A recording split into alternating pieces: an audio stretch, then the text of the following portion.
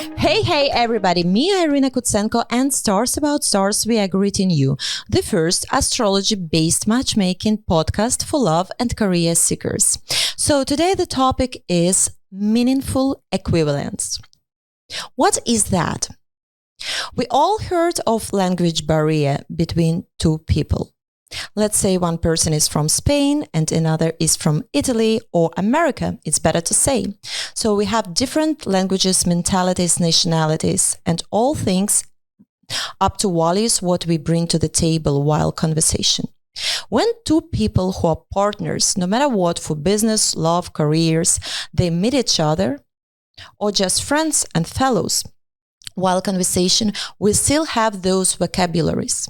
What I'm talking about, every person has a very specific special background that was built up with family values, with personal experience, with their zodiac signs. As you remember our show, it's all about love, relationships, and stars, of course, how they aligned.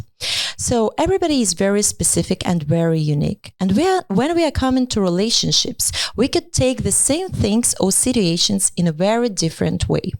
So there are two types of meaningful equivalence. First of them, they are behavioral differences. And second one, it's all about vocabulary itself, verbal differences. I give you an example, behavioral differences. Situation number one of my guests and clients. For him, it's very, very important to be on time. The guy came to pick up the girl at the proper time and he asked her to be there 7:30.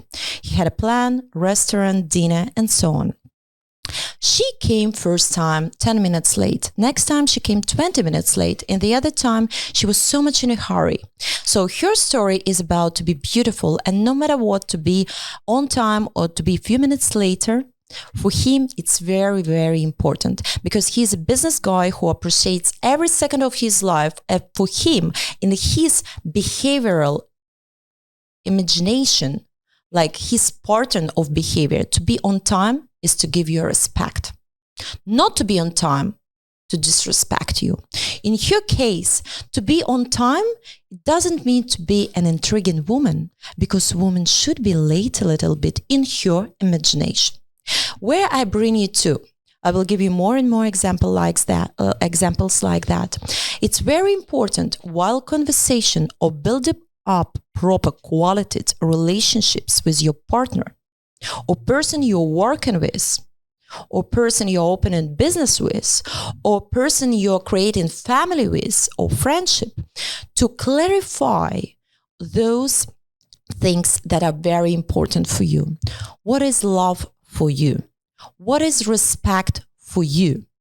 What is family for you? The other situation, when somebody, even your mother, is entering your room and you're, for example, typing a message or writing a book, so you're creating something very important and very intimate. Maybe there is a message for your potential date and you think about every word.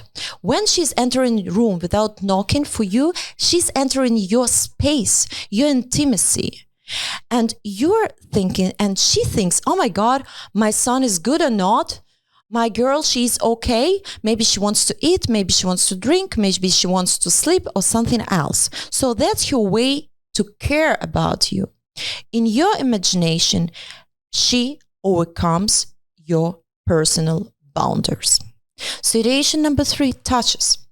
Have you ever seen, be a part of that, when group of people coming together, if you have been to France or Spain or Italy, people love to hug, to touch each other, they drink wine, they enjoy life. In Greece, they're dancing together, they are so much alive. When you come to high-end American society or you go to the Switzerland where everybody is a banker, and everybody is strict, or better to give an example with Great Britain when everybody like tea time, cup of coffee and tea at 5 o'clock, strictly dressed very well and so on. And I love Great Britain, don't take me wrong. Actually, my journey with foreign countries started from Great Britain since 13 years old. Everybody is different. So for somebody, when you look at the person like that, person who is very alive, who will like to touch you, and say, hi, how are you? That person who's drinking a cup of tea like that would be very snobbish. And that person would think, oh my God, what is this? We are not fellows. Who are you to touch me? Don't touch me, please, okay? So languages of love are very important because the other person, another difference, verbal one. I give you another example. When person say, hey, darling, how are you? Could you give me, I don't know, a glass of wine, please, in the restaurant? One server could think, oh my God, that's my constant client. He's such a cute guy. He's so nice to me. He's calling me darling. I'm like a friend for him. The other servant would think, excuse me, I'm on your service. I'm your wife or girlfriend that you're talking to me that way. Who are you at all? Please, I have a name, so please respect me. And I'm saying that without giving appreciation to any. So I don't say that somebody is wrong or somebody is right. There is no right and wrong in life at all, especially in that type of situations. But everybody is different because we all raised up in different conditions with different background, from family education up to university and school education. Another, social drinking. One person who came again from Italy or Europe, when you have this big lunch with a nice glass of wine, and you come to United States when people have social drinking after 6. So you bring your wallet and you think, it's okay. I'm eating pasta daytime. What's wrong with that? I'm have my 2 glasses of wine after I drink my little coffee, and that's fine.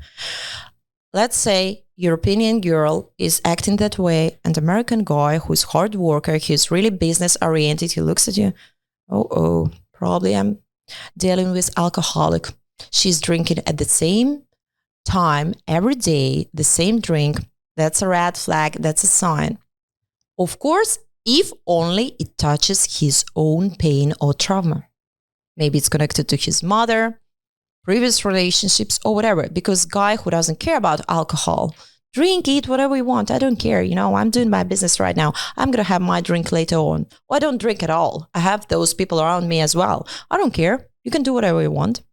So it depends on your background and your level of freedom to let other people do whatever they want to do. The other situation is opening doors and chairs. Nowadays, women, especially here in a country of opportunities and big challenges, United States, I adore and respect your country. In this country, your dreams can come true and you're really guided by the star and special mission. Everything can happen at any age, at any time. Every day there is a possibility. But women started to be very feministic. There are 2 opinions about that. There are men who love it. There are really men who love their women. They want their women to be in need. To respect, to appreciate, to value them a lot. To feel like master of the house, head of the family, to be the main guy. To give advices, to care, to provide that care in all possible senses. So when you come to the first date and you don't know the woman, one girl would wait for you to give her a chair to open the door because your mother told you this is a sign of real gentleman. To open the door in the car, in the restaurant, to give you a chair, that's nice and cute. Because her father did the same way, acted in the same way to her mother. Another girl would look at this and say, I didn't get it. What, I'm handicapped? I can't pay my bill when it comes to the money, or I can't take care of my chair. Don't do that to me, okay? I'm an independent woman. So when you meet your potential date or partner, that's very important to understand that you guys have the same values, the same understanding of this equivalence, and actually the same vision of life and your roles in those relationships. When we talk about verbal things that I love a lot, I mentioned this darling thing, when you become a little bit familiar and you play like a friend with somebody who could be, for example, working in the restaurant or be a barman or whatever. And every profession is in need. Every profession is appreciated. But people take it in a different way because it depends if they respect themselves or not. So they're hurt when somebody is acting like a fellow to them, or they think, oh no, that's my new friend, it's cool. Another thing, for example, you're coming into the elevator. I don't know, it could be Christmas, it could be Easter, it can be some kind of significant holiday. And your boyfriend and you're going from 7th floor to the 1st floor, and somebody is asking you, what are you guys doing on Easter? And he tells, I don't know, her family is somewhere in Atlanta. My family is in Chicago. I had this conversation with one girl, actually. And he said, my boyfriend's family is there. And they have kids. And they're not married, but they have kids, and they're actually, she's amazing. I'm sure, I don't know him, but I'm sure they too. And at this second, for one partner, clicks, we are not a family. She doesn't consider me to be a family, or he doesn't consider me to be a family. And everything is falling inside of you. And already for these 7 floors, you're dying inside. You understand that there is nothing. You're coming out from that elevator in a bad mood. You don't want to do nothing because you understand that your partner doesn't take you seriously. For your partner, for example, when he or she is talking about family, it's about not even kids. Maybe it's about parents. My parents are there, your parents are there. So that's why we are having fun on Easter. We are not playing something huge. Another thing, loud voice. I have some friends, they are very intense. Me personally, I love them, but I don't like when people scream and shout and they are abusers. That's true. But when somebody is so joyful and fun and entertaining and talking with good sayings and jokes and speaking, you standing, talking, I love it. But the other person will think, because this loud voice can think, oh my God, my husband was screaming on me and this person is so loud, I can't handle it. So, even vibe of your message, the way you deliver it, the voice, how you raise it up, it's very important while communication. Because for you and your partner, it could mean very different things. I spoke with the other guy yesterday. Differences. When the girl is texting, when you ask, you had a date, and she's going home, it's 11 o'clock, it's New York, and she's an independent, absolutely great, caring woman, but she's an independent. All her life, she built it up by herself. She knows how to do it. And he asked her, could you please let me know when you're at home? One version, she would say, oh, wow, such a great guy. He cares about me. The other woman would say, listen, I did that without you 20 last years. Do you think I can't get at home without you? Are you trying to control me? That's not going to happen, okay? You see, the same thing, the same message, but totally different understanding. The same is happening with the question, where are you? When my boyfriend is calling me and say, Iryna, where are you? I think, oh, that's cool. He cares about me. But when somebody else will ask me that, like 20 years ago, when I was a kid, my mother was asking me, I said, because, I was from very caring family. I think I asked my mother, when would you, and I love my mother, we are best friends, but I was a kid, not a kid. I said, when would you ask me, not where I am, but how I am? So that sometimes happens to relationships, when you want somebody to know how you are, but not where you are. Because when you are really open to talk about yourself, you would say, oh, I'm great because now I'm sitting with my girlfriend and we are drinking wine, we are chatting and we are talking about you. So that's going to happen no matter what. Depends what is your background and how you take that type or this type of verbal requests and questions. No answer in the text. It's another thing. I had a person I work with, absolutely great, amazing, creative personality. She gets back with her text when she has a response because she's very, very busy, and I respect it. Every minute is appreciated in this speedy country when everybody is searching for success because it's lifetime. You should value it. In my case, when somebody, for example, I give you my honest example, when somebody doesn't get back to me, I think, maybe I hurt the person, because my education was always think that like other people are doing good with you. So I think maybe I hurt the person, maybe I offended that person, maybe she doesn't want to talk to me. So I put it on me. The other person number 3 would react, I didn't know. I didn't get you. What's wrong with that? Why she doesn't get back to me right now? So, and he starts to call her immediately, like, listen, answer when I'm talking to you, okay? So there are so many versions how you would react to the same thing. And it all depends on your pains, traumas, past experience, and your personal background. So when we are talking, coming back to the topic about meaningful equivalence, verbal and behavioral, what is very important to understand when you're dealing with the same person, not in the restaurant for 1 second, not by the bar for 10 minutes, not in the queue in Starbucks talking about life, but when you're building up something serious in love and business and friendships. You really have to understand when you appreciate your person. Okay, let's put it bluntly. I don't want to live in the illusion. I don't want to think what you try to ask me for or about. Let's talk. And there is an exercise, absolutely psychological exercise.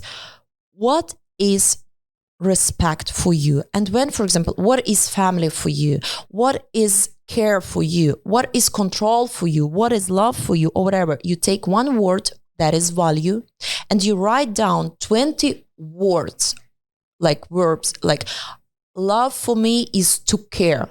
Love for me is to ask, how do you feel? Love for me is to text messages 10 times a day. Love for me is to put the other person first. Love for me is, and so on and so on and so on. When you write it down, you're working with your unconscious part, and you clarify for yourself first of all, what is your challenging part? What do you agree for? What you disagree with? And you sit down, your boyfriend and you, for example, and you say, oh my God, I didn't know that for you respect is this, to be on time on our date, because I did all my best to be beautiful for you. I just wanted to make you happy. I didn't want to hurt you. No, start getting ready earlier and you will make me very happy to be on time. So I think that relationships with somebody who is important for you is to be honest to yourself and to the person you are in that connection already, or you're just building it up. Be honest with yourself. Be honest with people you appreciate. And that's a great instrument that could be very helpful in your life. And please follow us in TikTok, Instagram, Twitter, and Facebook. Always Stars About Stars. And visit our website, www.starsabouttstars.com. And please listen to my podcast in Apple Podcasts and Spotify. Stars About Stars. Always with you and with love, Iryna.